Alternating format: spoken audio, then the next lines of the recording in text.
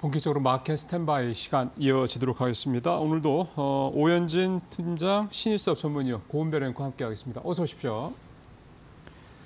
네, 오늘 뉴욕 시장은 혼조세로 마감이 됐는데 나스닥은 올랐고 또 테슬라가 좀 급등하는 그런 모습이었고 오늘 뉴욕 시장에서는 사실 그 외에는 특별하게 뭔가 이슈가 있었던 그런 모습들은 좀 눈에 띄지 않은 그런 상황이었습니다.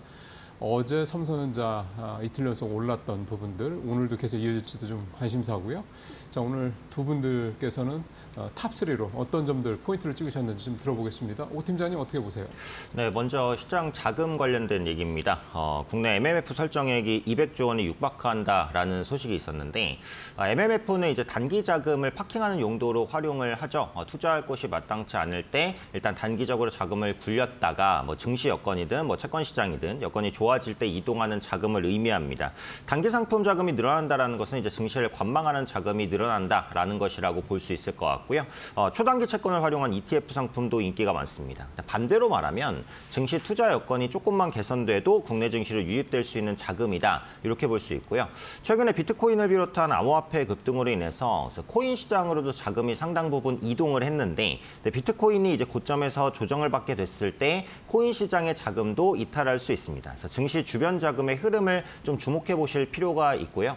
국내 증시가 어쨌든 낙폭 과대 국면이기 때문에 이 주변 자금들이 언제든지 국내 증시로 들어올 수도 있다라고 생각을 합니다. 다음은 이벤트 관련 얘기인데 삼성개발자 컨퍼런스 코리아가 이제 목요일 온라인으로 진행이 됩니다. 그래서 AI 시대에는 갈수록 소프트웨어의 중요성이 확대될 수밖에 없고요. 급성장하는 생성형 AI 기술에 대한 연구 개발 성과 그리고 생성형 AI 모델의 개발이라든지 뭐 기기 탑재 등이 공개될 것으로 보여집니다. 그래서 삼성전자의 소프트웨어 기술력에 대한 확인도 어느 정도 가능할 것이다라고 판단하고 있고 최근에 자사주 매입으로 주가 반전의 계기를 좀 마련 중인 삼성전자에 긍정적인 이벤트로 작용할 수 있으니까 삼성전자 보유하고 계신 분들은 이번 주 개발자 컨퍼런스 코리아 한번 지켜보시면 좋을 것 같습니다. 역시 이벤트 관련된 얘기인데 이번 주말에 LA 오토쇼가 열립니다. 그래서 LA 오토쇼는 매년 LA에서 개최되는 모터쇼고 1907년부터 시작돼서 117년의 역사가 있습니다. 그래서 여기서 현대차의 대형 전기 SUV인 아이오닉 9이 공개가 됩니다. 그래서 특히 현대기아차가 올해 3분기까지 미국에서 전기차 9.1만 대 정도를 팔았거든요. 그래서 올해 10만 대 판매 돌파가 거의 확실시 되고 있는 상황입니다. 미국은 이제 대형 차량에 대한 선호도가 좀 높은 편이어서 미국 시장을 적극적으로 공략할 것으로 보여지고 있고요. 트럼프 행정부가 전기차 보조금을 폐지한다는 이슈가 있었지만 과거에 아이오닉 5가 이제 보조금 없이도 양호한 판매를 보인 전례가 있습니다. 그래서 이번에 출시되는 아이오닉 9 같은 경우에도 충분히 좋은 성과를 낼 수 있을 거라고 판단을 하고 있고요. 현대차 역시도 뭐 최근에 살짝 올라가기는 했지만 실적 대비해서 과도한 낙폭이다 이렇게 판단하고 있기 때문에 현재 위치에서 추가적인 상승 충분히 시도할 수 있을 것 같습니다. 아이오닉 9을 공개를 또 기점으로 해서 저점 매수가 들어올 수 있으니까 현대차의 주가에도 꾸준히 관심을 가져보시면 좋을 것 같습니다. 네, 오현진 팀장은 증시의 대기 자금에 대해서 가장 먼저 얘기해 주셨고 삼성전자 그리고 현대차 그룹에 다가오는 이벤트 언급해 주셨습니다. 그렇다면 신일섭 위원은 오늘장 탑3 어떤 걸로 선정하셨을까요?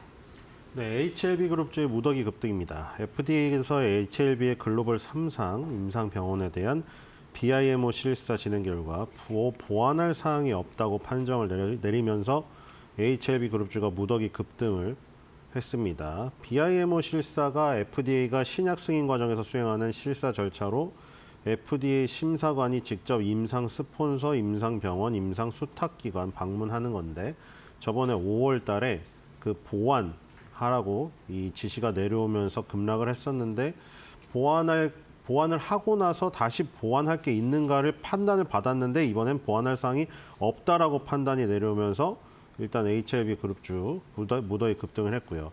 이게 결과적으로 HLB랑 항서제약과 함께하는 그 병용요법이 FDA 허가를 받는데 어떤 비단길이 될 것인가 일단 지켜봐야 될 것 같고요. 두 번째는 이제 루닛입니다.